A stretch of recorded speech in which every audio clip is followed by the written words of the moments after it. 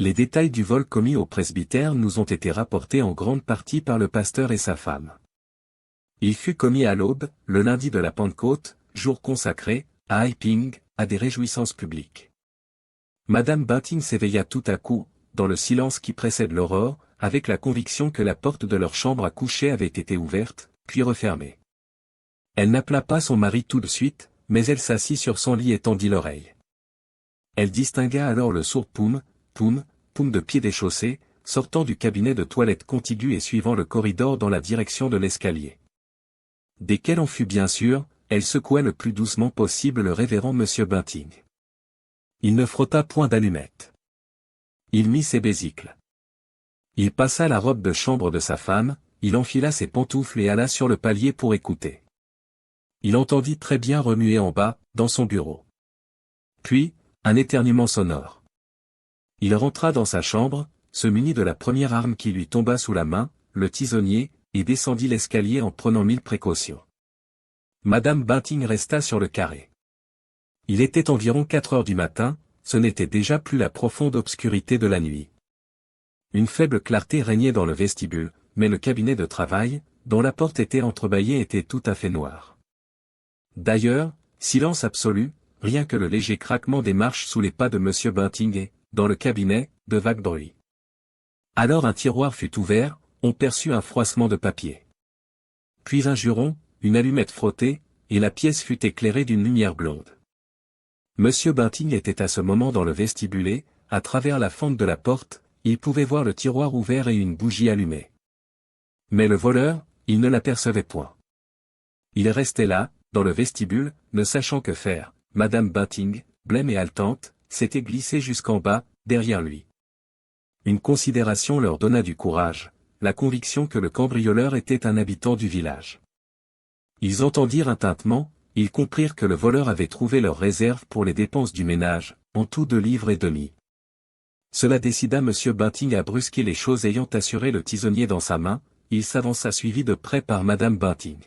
« Rendez-vous » cria-t-il avec colère. Mais il s'arrêta stupéfait, la pièce semblait parfaitement vide. Cependant, il venait d'y entendre remuer quelque chose, leur certitude était absolue. Pendant une demi-minute peut-être, ils restèrent ébahis, puis madame Bunting traversa le cabinet et regarda derrière le paravent, tandis que son mari, par une inspiration semblable, regardait sous le bureau. Madame Bunting secoua les rideaux de la fenêtre.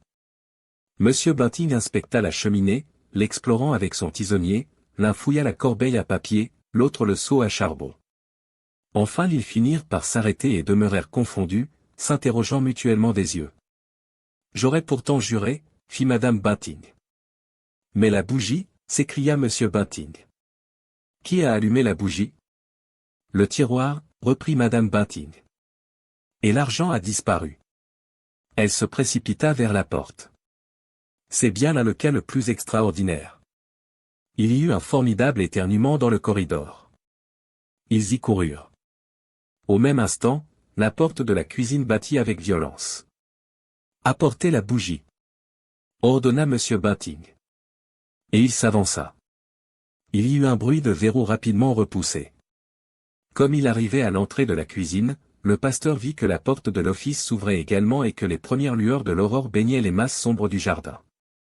Il était certain que personne n'était sorti par là. Pourtant la porte s'ouvrit, resta ouverte un moment, puis se referma bruyamment. En même temps, la bougie que madame Bunting avait apportée du cabinet tremblota et jeta un éclat plus vif.